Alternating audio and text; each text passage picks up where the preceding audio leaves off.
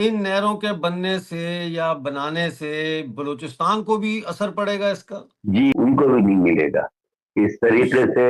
جی اس سے ان کے جو علاقے ہیں میدانی علاقے ان تک پانی وہاں جو کاشتکاری ہوتی وہ بھی بہت متاثر ہوگی. Hello and welcome to Balochistan news exclusive. میں ہوں ڈاکٹر امجد مرزا. ناظرین، جیسا کہ آپ جانتے ہیں پاکستان میں ایک نیا شوشہ، ایک نیا ہنگامہ کھڑا ہو گیا ہے، اور وہ ہے پاکستان میں 6 نئی نہروں کے حوالے سے. 6 نئی نہروں میں سے 5 نہریں دریائے سندھ پر اور ایک دریائے ستلج پر بنائی جا رہی ہے. پاکستانی علاقے یا ہندوستان جب انگریزوں کے زیر اثر تھا تو یہ نہروں کا سسٹم جو ہے یہ 1850 میں انگریزوں نے شروع کیا تھا، اور اس کے بعد یہ سلسلہ چلتا رہا، اور مختلف مقامات پہ بھارت، چین اور پاکستان جو ہے ڈیم بناتا رہا، جس کی وجہ سے دریائے سندھ کا جو ڈیلٹا ہے وہ بربادی کی طرف گیا. اور اب وہ بالکل یہ جو 6 نہریں کھودی جا رہی ہیں، اس کے حوالے سے کہا جاتا ہے کہ اب یہ دریائے سندھ کے لیے ایک قسم کا موت کا پیغام ہے، اور وہاں ڈیلٹا کے بیچ میں رہنے والے جو لوگ ہیں ان کے لیے بھی یہ موت کا پیغام ہے. اسی پر بات کرنے کے لیے آج ہمارے ساتھ انٹرنیشنل ہیومن رائٹ کاؤنسل کے سربراہ جناب بصیر نوید صاحب ہمارے ساتھ جڑے ہیں، اور ان سے ہم جاننے کی کوشش کرتے ہیں کہ اصل حقیقت کیا ہے. جی بہت شکریہ آپ کا ہمارے ساتھ آج شو پہ آنے کے لیے.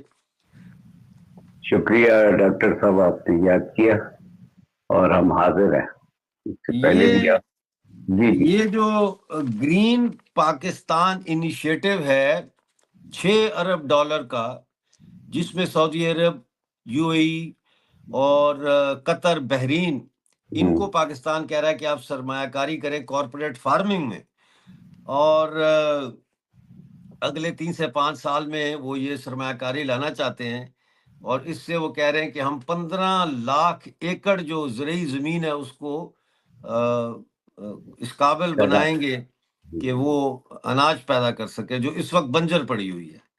تو اس حوالے سے یہ 6 نہروں کا انہوں نے کہا ہے کہ جی یہ 6 نہریں بنانی پڑیں گی، جیسا میں نے اپنے انٹرو میں بتایا. 5 جو ہے دریائے سندھ پر اور ایک دریائے ستلج پر بنائی جا رہی ہے، اور یہ پنجاب کے چولستان کو آباد کرنا چاہ رہے ہیں.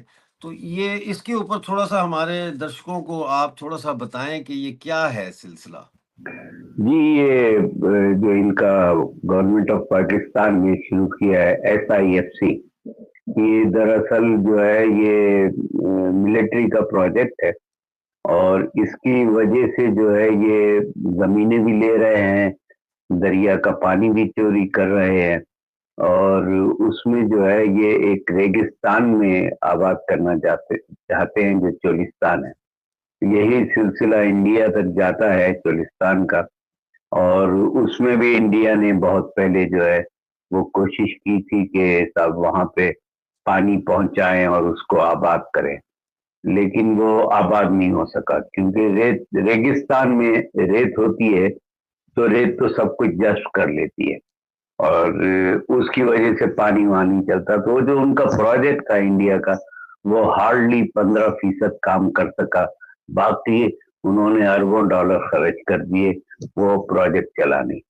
یہاں جو ہے وہ فوج کے، ہمارے پاس فوج جو ہے اس کے دماغ میں ایک بات سما گئی ہے کہ جو ہے وہ اس چولستان کو آباد کرنا ہے. اور اس سے قبل وہ کالا باغ ڈیم کا بہت شور کرتے رہے، بہت چاہتے رہے، اور اس کو 3 صوبوں نے بالکل مسترد کر دیا. اب وہ کہتے ہیں کہ صاحب سندھ نے مسترد کیا، جبکہ یعنی ایک خاص انداز سے وہ سندھ کے خلاف نفرت بھی پھیلانا چاہتے ہیں. پنجاب میں جنرلی یہ بات کہی جاتی ہے کہ صاحب کالا باغ ڈیم ہمارے لیے صحیح ہے، اور وہ اس کے اندر جو ہے کالا باغ ڈیم کے ساتھ وہ چولستان کو آباد کرنا چاہتے ہیں. تو مشرف نے یہ پروجیکٹ سنبھالا تھا تو وہ کالا باغ ڈیم ریجیکٹ ہو گیا، اور کالا باغ ڈیم کے خلاف پنجاب KPK اور بلوچستان اور سندھ کی اسمبلیوں نے قراردادوں کے ذریعے مسترد کر دیا، تو مشرف کو پیچھے ہٹنا پڑا. اب یہ انہوں نے اس کا دوسرا انداز پکڑا ہے کہ صاحب چولستان میں दरिया सिंध से नहरें निकाल कर वहां पानी फराहम किया जाए।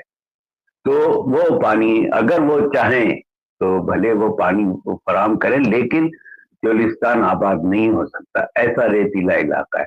और इन्होंने बाकायदा डाकाजनी की पंजाब की हुकूमत ने। पंजाब की हुकूमत ने बहुत धोखा दिया इस मामले में, और फिर अचानक जाके, जबकि उसे पता था कि पूरे सिंध में और बलूचिस्तान में इसके खिलाफ एक वो है, नाराजगी है कि भाई दरिया सिंध से पानी क्यों चोरी कर रहा। और ये पंजाब का बहुत बड़ा शौक है। जैसे चश्मा राइट कैनाल उन्होंने निकाली थी, अब चश्मा राइट कैनाल जो है जिस जगह से है निकाली गई है, वहाँ चश्मा पावर प्रोजेक्ट है और वो एटमी प्रोजेक्ट है वो। अब आप बताइए कि सिंध से ऐसी दुश्मनी कि चश्मा राइट कैनाल में अगर कोई जलजला आ जाए उस इलाके में, वो है जलजले के बेल्ट पर, अगर चश्मा पावर प्लांट जो कि एटॉमिक पावर प्लांट है, अगर वो जलजले की जद में आ जाए तो सारा ताबकारी मवाद जो है वो दरिया सिंध के जरिए से सिंध में जाएगा। ये एक उनकी बड़ी चालाकी और बदमाशी है, और हमेशा डर लगा रहता है कि वहां से पानी ताबकारी असरात से ना आ जाए। बहरहाल जब वापस आते हैं तो वो जो है चोलिस्तान, उसको ये आबाद करना चाहते हैं। दूसरा, SIFC के जरिए ये जो है ये जमीनों पे कब्जे कर रहा है, यानी कॉर्पोरेट फार्मिंग कर रहा है। कॉर्पोरेट फार्मिंग का मसला ये है कि अब वो फौज फार्मिंग करेगी, आम किसान वगैरह सब बेरोजगार हो जाएंगे, उनकी जमीनों पे कब्जा करके जनाब ये सिपाही हजरात जो है फार्मिंग करेंगे, और हो सकता है वो सिविलियंस को मिले अपनी मदद के लिए गुलाम के तौर पर। तो वो इनका ये प्रोग्राम है। अब आप देखें कि चोलिस्तान के इससे पहले इन्होंने सिंध गवर्नमेंट से मिलकर बाकायदा सिंध के अंदर ये ले रहे हैं तकरीबन कोई 20 लाख एकड़ के, या 10 लाख एकड़ ले रहे हैं। तो जिसमें से कराची से इन्होंने 1,20,000 एकड़। अब आप बताइए, कराची इतना कमर्शियल, इतना बड़ा सिटी, उसके अतराफ में सबर्ब में जो जमीन है जो काबिल काश्त है, वो 1,20,000 एकड़ तो फौज ले रही है। उसने मतलब कर लिया कि ये लेना है हमने, और काश्तकारी जो है हम 20,000 से शुरू कर रहे हैं। तो इस तरीके से वो पूरे सिंध से जमीनें ले रहे हैं, और पंजाब से भी लेंगे। पंजाब तो उनका अपना घराना है, कोई मसला नहीं है। तो ये जो चोलिस्तान वाला मसला है ये बहुत परेशान कुन है। और पानी जो ऑलरेडी सिंध में कम है, ऑलरेडी नहीं आ रहा है, जो स्पेसिफाइड है कि सिंध के लिए जो है 49% जाएगा पानी 91 के मुआहदे के तहत, उसमें से वो 20% भी पानी नहीं देते। अब आप बताइए, ऑलरेडी कम है, फिर डाउन स्ट्रीम में तो है ही नहीं। तो ये जब चोलिस्तान के लिए पानी जाएगा तो बिल्कुल नहीं होगा। और इस मामले में धड़ल्ले से झूठ बोलते हैं, बहुत ओपनली झूठ बोलते हैं। ये कहते हैं हम दरियाए सतलज से पानी लेंगे। भाई दरियाए सतलज तो डॉक्टर साहब वो ऑलरेडी इंडिया को दे चुके हैं आप 1960 के मुआहदे के तहत, जो नहीं सॉरी 91 के मुआहदे के तहत तो आप सतलज दे चुके हैं ऑलरेडी। अब सतलज में जो यहाँ आता है पानी, वो सैलाब के जरिए आता है इंडिया के। तो इंडिया के अंदर सैलाब जो आता है वो 7 साल या 10 साल बाद आता है। तो जब तक के सूखी पड़ी रहेंगी तो फिर पानी कहाँ से लेंगे? दरिया सिंध से ही लेंगे पानी। और अभी भी सतलज में, जो पाकिस्तान के अंदर सतलज है, उसमें जो पानी जा रहा है वो ऑलरेडी दरिया सिंध से और दरिया झेलम से ले रहे हैं। आप ले रहे हैं, और फिर जब वो सैलाब आएगा तो कितने महीने चलेगा? 4-5 महीने चलेगा, फिर 10 साल के बाद आएगा या 8 साल के बाद आएगा। तो आपने पानी वहीं से ही लेना है, दरिया सिंध से। तो दरिया सिंध पे ये डकैती है, ये दिन दहाड़े जिसे डकैती कहते हैं ना, ये डकैती है, ताकि सिंध को पानी से महरूम किया जाए, और ये जो फौज के जो जमीन आते हैं, जो कुछ भी है, उनको लहलहाते खेत बनाए जाए। और पूरा चोलिस्तान जो है वो दरअसल फौजियों के पास है, जो इनामात में मिला है। कैसे कैसे जनरल है जिन्हें 4-4, 5-5 हजार एकड़ जमीन वहां मिली है, 1,500 एकड़ में।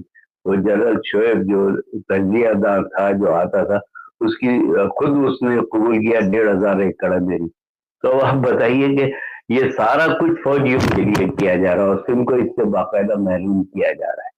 ये है सिलसिला सब इसका। तो ये पानी का जो मसला है सिंध में, और ये चोलिस्तान को आबाद करना चाहते हैं, पानी तो 1999 से लेके 2024 तक मुसलसल पानी बतदरीज कम हो रहा है पाकिस्तान का, और जी, पाकिस्तान में पानी का शॉर्टेज का क्राइसिस चल रहा है। बहुत शदीद। इस क्राइसिस को सॉल्व करने के लिए पाकिस्तान ने क्या किया है, और क्या आप समझते हैं कि करना चाहिए? मतलब ये तो ऑलरेडी जो मौजूद पानी है उसको मजीद पतला कर रहे हैं, उसको मजीद जो है तकसीम करके उसको कम कर रहे हैं, और ज्यादा कम कर रहे हैं। लेकिन पाकिस्तान में पानी की कमी को कैसे दूर किया जा सकता है, और सरकार ने आज तक कुछ किया है इस हवाले से? नहीं, इस हवाले से बिल्कुल नहीं किया। वो जो प्लान थे बहुत पहले के, जब लाइनिंग करेंगे नहरों में और उसमें पानी का जो वेस्टेज होता है उसको रोकेंगे, वो भी नहीं उन्होंने किया। और ज्यादा पानी तो जाहिर बात है चोरी हो जाता है वैसे ही। तो इन्होंने इस तरीके से प्लानिंग नहीं की है। लेकिन इसका एक ही हल है, वो हल ये है कि और भी हो सकते हैं, लेकिन मेरी नजर में काउंसिल ऑफ कॉमन इंटरेस्ट को बिठाया जाए। और ये गवर्नमेंट, पिछली गवर्नमेंट, जो भी गवर्नमेंट रही है, एक अरसे से वो काउंसिल ऑफ कॉमन इंटरेस्ट का इजलास नहीं बुलाते, क्योंकि उसमें जो है वो ये समझते हैं कि इनकी शिकस्त हो जाएगी। उसमें छोटे सूबों की अपनी नुमाइंदगी है और पंजाब की भी है, लेकिन यानी उस मुश्तरका मफादात काउंसिल की बात कर जी रहे हैं। जी, पाकिस्तान में जो मुश्तरका मफादात की कौंसिल बनी है, ये चारों सूबे बैठे, उनके नुमाइंदे बैठे, एक एक दो दो जो भी है, और गो के उसमें वजीर दिफा भी होता है, वजीर खारजा भी है, पता नहीं कौन कौन से वजीरों के 5-6 वजारतों के भी नुमाइंदे होते हैं उसमें। तो वो सब बैठ के कोई कॉमन पॉइंट पे जाते हैं कि भाई किसको कितना शेयर दिया जाए, कितना नहीं दिया जाए। लेकिन गवर्नमेंट, ये गवर्नमेंट नहीं बुला रही है, इसलिए कि जैसे कि आपके अपने तमाम प्रोग्रामों में वाजे होता है कि भाई फौज के कितने इंटरेस्ट है और किस तरह वो लोगों के ऊपर हाकिम बनी हुई है। तो वो कभी नहीं चाहते कि सब इस तरीके से छोटे सूबों को जो है किसी तरह फायदा पहुंचे, वो सही सिर्फ है। अपना सोच रहे हैं। तो इन नहरों के बनने से या बनाने से बलूचिस्तान को भी असर पड़ेगा इसका? जी, बलूचिस्तान की भी जाती है, एक कच्ची केनाल एक जाती है और एक और थल केनाल शायद, वो जाते हैं पानी के, तो उनका भी पानी कम होगा, उनको भी नहीं मिलेगा इस तरीके से। जी, उससे उनके जो इलाके हैं, मैदानी इलाके, उन तक पानी, वहाँ जो काश्तकारी होती वो भी बहुत मुतासर होगी। और जाहिर बात है अल्टीमेटली नुकसान तो किसानों का ही होगा ना, हारियों का ही नुकसान होगा, तो सारे मतलब ये बेरोजगार। हुआ कि खैबर पख्तूनख्वा और पंजाब को कोई नुकसान नहीं है, जी, नुकसान है बलूचिस्तान को और सिंध और को। सिंध को, क्योंकि ये नीचे है ना, ये आपका सराय की बेल्ट में, चोलिस्तान भावलपुर वगैरह की तरफ से, तो ये अपने उधर से पंजनस से ये कहीं पानी देने के इसमें है कि वहां से पानी देंगे, और कहते हैं पंजाब का इसमें हाथ नहीं है। जबकि आपने खुद देखा कि सराय की बेल्ट के अवाम जो है वो बहुत ज्यादा इस पे परेशान है कि उनका भी पानी छीना जा रहा है।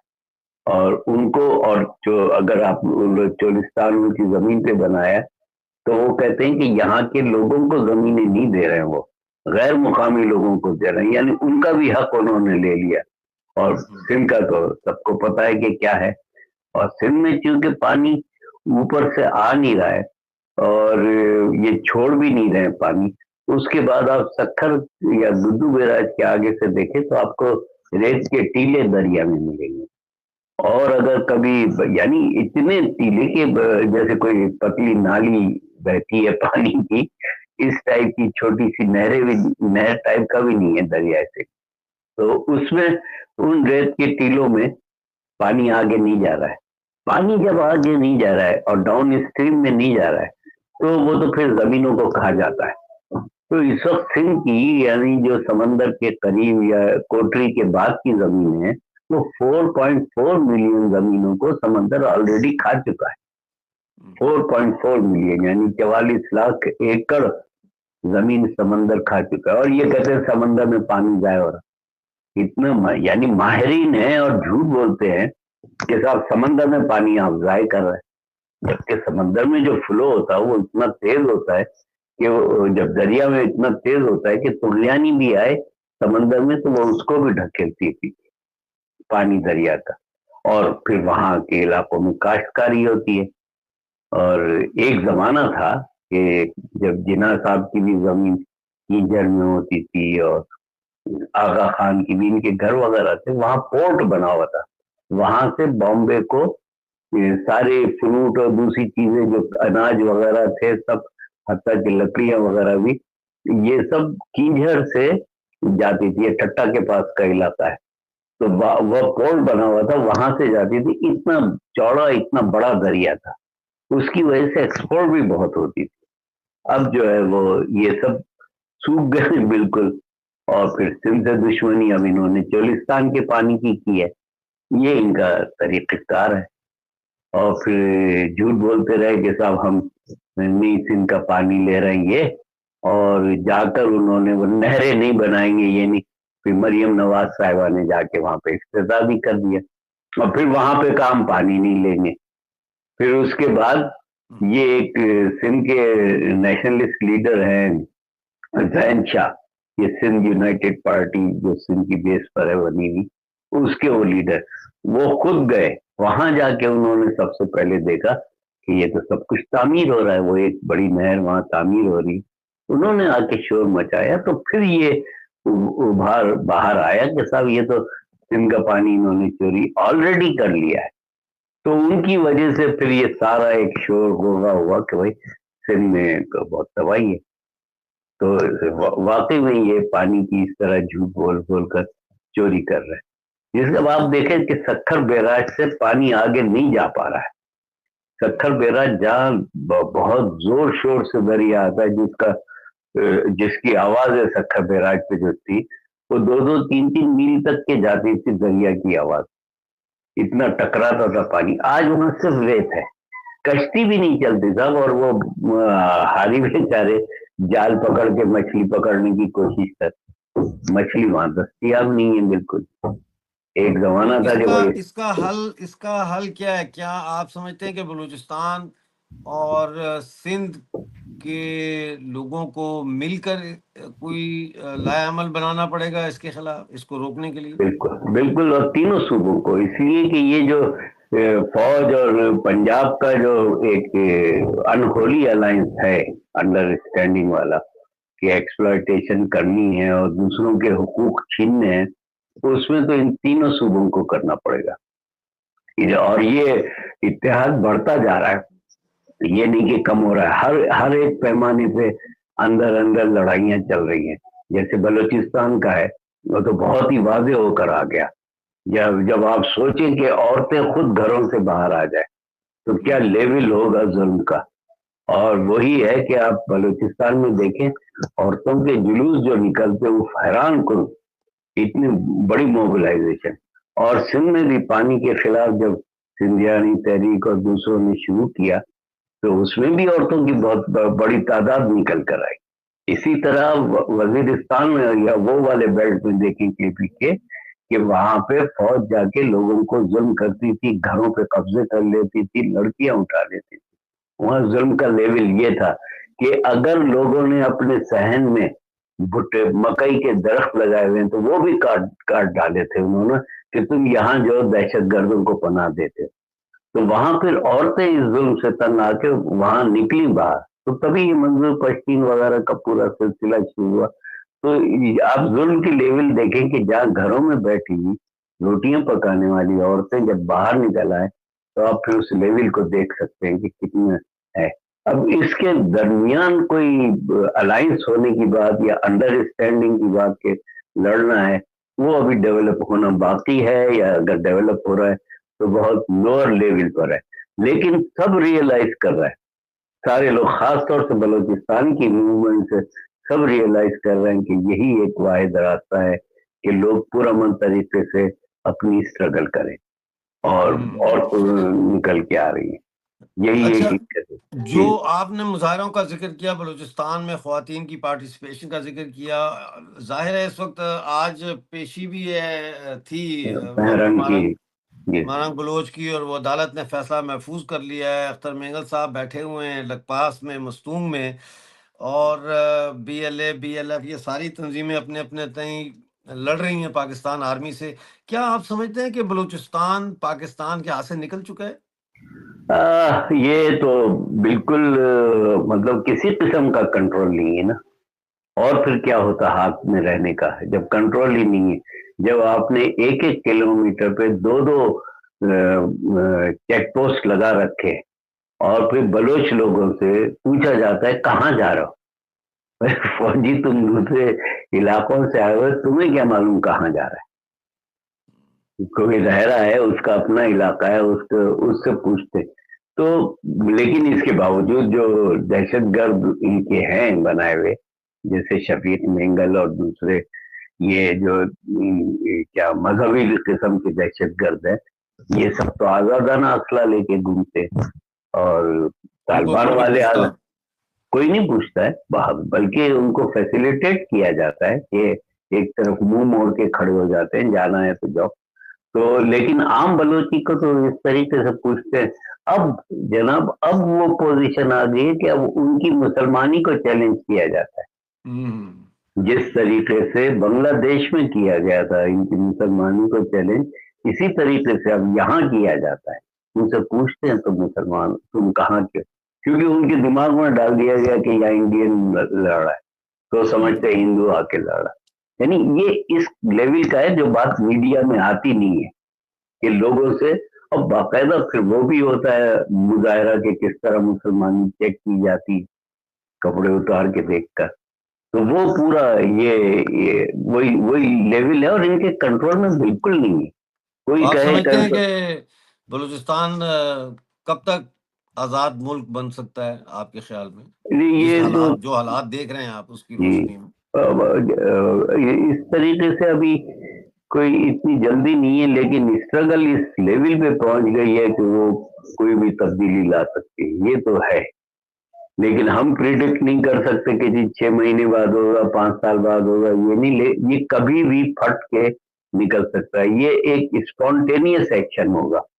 बलूचिस्तान में जो कुछ ये कर रहे हैं, क्योंकि अभी तो फौजी महफूज है ना, इक्का दुक्का वारदात होती है, BLA वाले जाके मारते हैं और ये सब करते हैं, लेकिन जो तहरीक है बलूचिस्तान, वो तो बहुत पुरअमन है ना, उसमें तो कोई ऐसी चीज नहीं होती। तो यही किसी भी वक्त किसी भी चिंगारी को शोला बना सकती है, ये तो आप है। समझते हैं कि ये जो पुरअमन तहरीक है, और पाकिस्तानी आइन के दायरे में रहते हुए ये हकूक़ की जो जदोजहद करने की कोशिश कर रही हैं मुख्तलिफ तंजीमें हैं, क्या आप समझते हैं कि ये पुरअमन जदोजहद इस वक्त बलूचिस्तान की आज़ादी में रुकावट का बायस बन रही है?